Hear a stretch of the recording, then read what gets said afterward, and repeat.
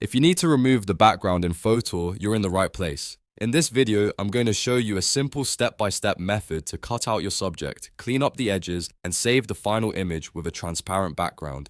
This is perfect for product photos, profile pictures, social media graphics, thumbnails, and any project where you want your subject to stand out. And if this tutorial helps you, make sure you hit that like button and subscribe for more easy software guides just like this one. Alright, let's jump into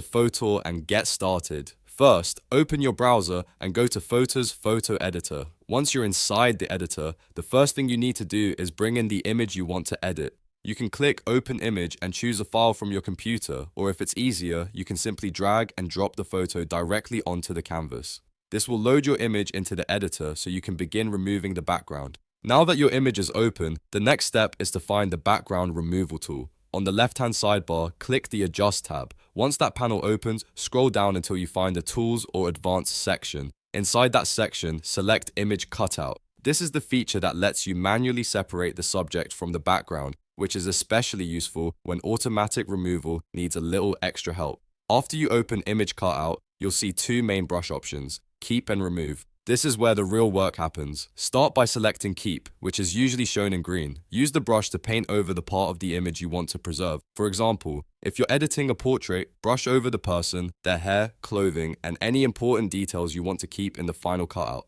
Once you've marked the subject, switch to Remove, which is usually shown in red. Now paint over the background area you want to eliminate.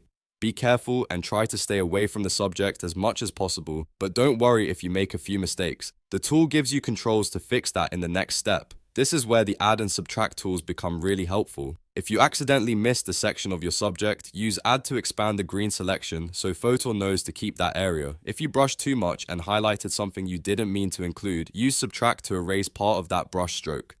This makes the editing process much more precise and gives you far better results. You should also pay attention to the brush size slider. If you're working on large areas like a plain wall or a simple background, increase the brush size to move faster. But if you're editing around detailed edges like hair, fingers, edges of clothing, or small product parts, shrink the brush size for better control. Using the right brush size can make a big difference in how clean your final cutout looks.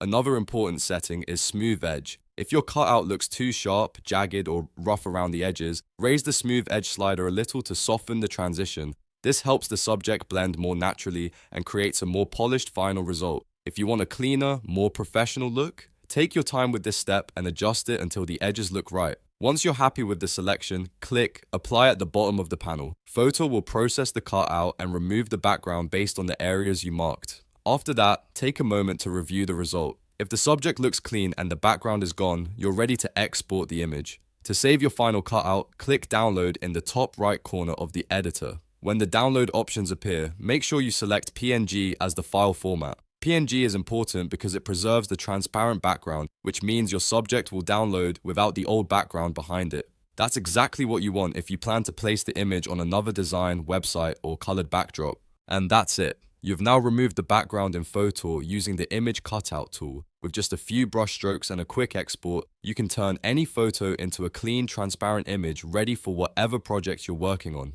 If this tutorial helped you out, don't forget to like the video and subscribe to the channel for more easy step-by-step software guides. Thanks for watching, and I'll see you in the next one.